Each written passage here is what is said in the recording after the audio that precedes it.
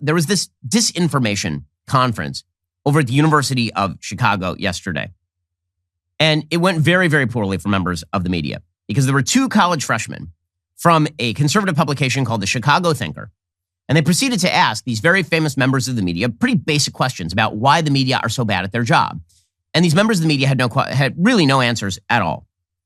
So as you'll see, there were a couple of different college freshmen who got up and basically just humiliated a variety of journalists on the stage. So Anne Applebaum, who's actually written some really good stuff about the Stalin era. She wrote a great book called Gulag about the Gulag system in Russia, but now has become sort of a wild leftist who spends all of her time bitching and moaning about Trump and the Republicans. She's sitting with David Axelrod. Again, bias in the media gang. Here's David Axelrod, the former chief of staff to Barack Obama, talking about disinformation in the media.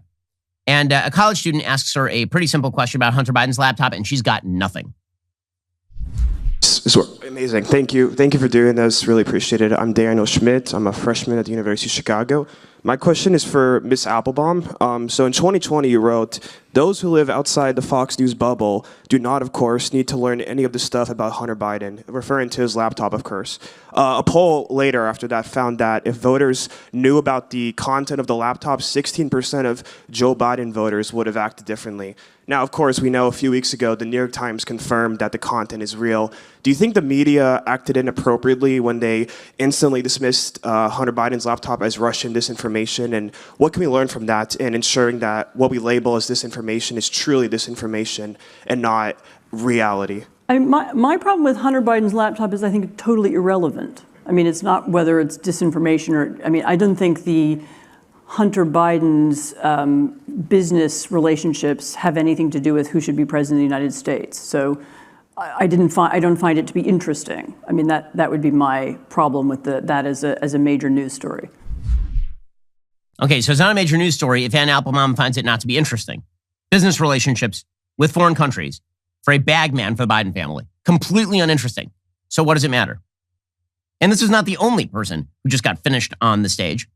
There's another college kid. Again, these are very easy questions to answer if you're an honest person, but unfortunately our media are just utterly dishonest. So a college kid asked Brian Stelter a basic question. You guys spend all day covering Fox News and complaining about Fox News and the evils of right-wing media and misinformation. And then you get a bunch of stories wrong. So please explain yourself, Brian Stelter. Hi, thank you for coming. My name is Christopher Phillips. I'm a first year at the college. My question is for Mr. Stelter. You've all spoken extensively about Fox News being a purveyor of disinformation, but CNN is right up there with them. They pushed the Russian collusion hoax. They pushed the Jussie Smollett hoax. They smeared Justice Kavanaugh as a rapist, and they also smeared Nick Sandmann as a white supremacist. And yes, they dismissed the Hunter Biden laptop affair as pure Russian disinformation. With mainstream corporate journalists becoming little more than apologists and cheerleaders for the regime, is it time to finally declare that the canon of journalistic ethics is dead or no longer operative? All the mistakes of the mainstream media, and CNN in particular, seem to magically all go in one direction. Are we expected to believe that this is all just some sort of random coincidence, or is there something else behind it? It's too bad. It's time for lunch. You have 30 seconds. No, I mean, there's a clock that says 30 seconds. But I think my honest answer to you, and I'll come over and talk in more detail after this, is that I think you're describing a different channel than the one that I watch. But I understand that is a popular right-wing narrative about CNN. I think it's important when we talk about shared reality and democracy, all these networks, all these news outlets have to defend democracy. And when they screw up, admit it. But when Benjamin Hall, the Fox correspondent, was wounded in Ukraine, the news crews at CNN and the New York Times stopped what they were doing, and they tried to help. They tried to help him get out of the country. They tried to find the dead crew members. That's what news outlets do. That's how they actually do work together, to your question about... Okay, you can stop right there. I just have a question. What in the hell does that have to do with CNN completely blowing a series of stories in dramatic fashion over the course of years, all directed in one direction? That someone was wounded and so we had people there who helped? What does that have to do with anything? I mean, I assume so with the Red Cross, but the Red Cross is not a journalistic outlet that purports to be objective in its news coverage. The media continue to be the great story of American politics because it is through the prism of the media that most people find out the information that they're supposed to know. But the media spend all day, every day, attempting to obfuscate on behalf of left-wing viewpoints. And actually, a good example of this today is the New York Times has now updated its Twitter policy. They're now telling its journalists not to use Twitter as much. In a memo to employees on Thursday shared with The Hill, Dean Baquet, the newspaper's top editor, announced what he called a reset in our approach, handing down new guidance dictating that maintaining a presence on Twitter and social media is now purely optional for Times journalists.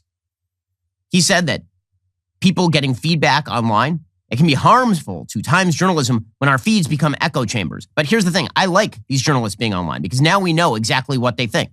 Because the simple fact is, what they think is pretty much always what the Democratic Party thinks. Remember Ann Applebaum 5 seconds ago here? Journalist Ann Applebaum, democracy and misinformation.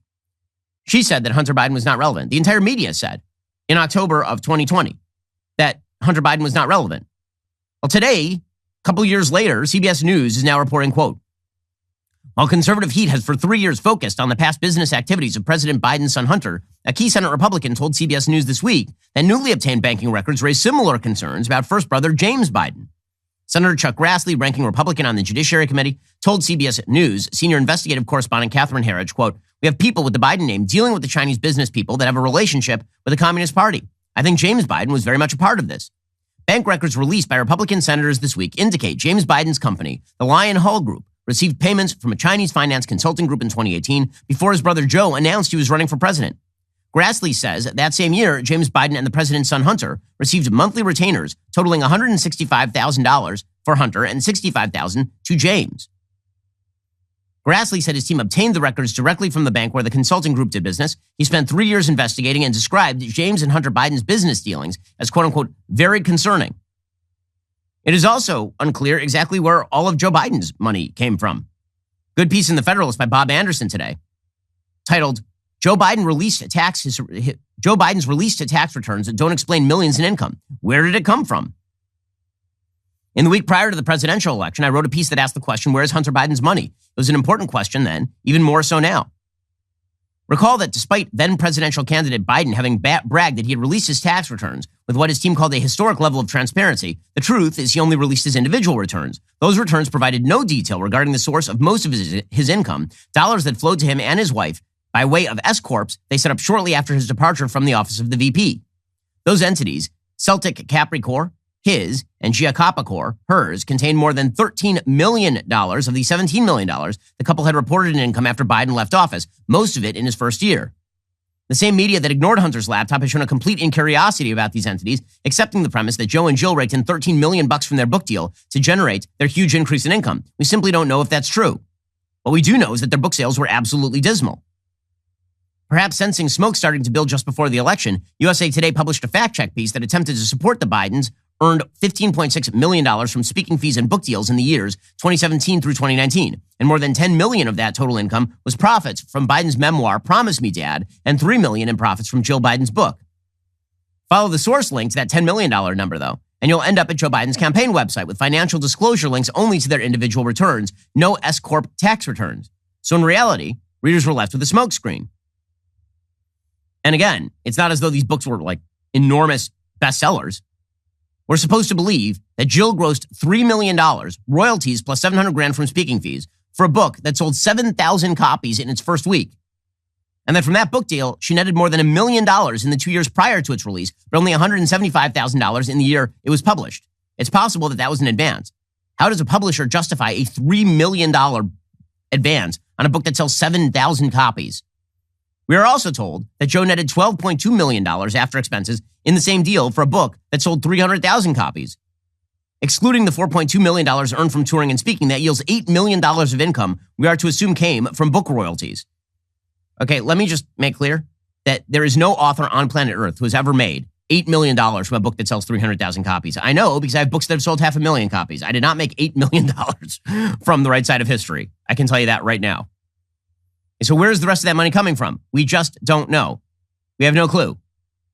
Yeah, but it took 2 years for the media to report on any of this, and they're still not really reporting on the dramatic lack of information about Joe's income. And again, this is true in every arena of American life. The media just use euphemisms or they lie in order to achieve a political purpose. I hope you enjoyed that clip from The Ben Shapiro Show. If you did, go ahead and hit that subscribe button so you stay up to date with all our future content.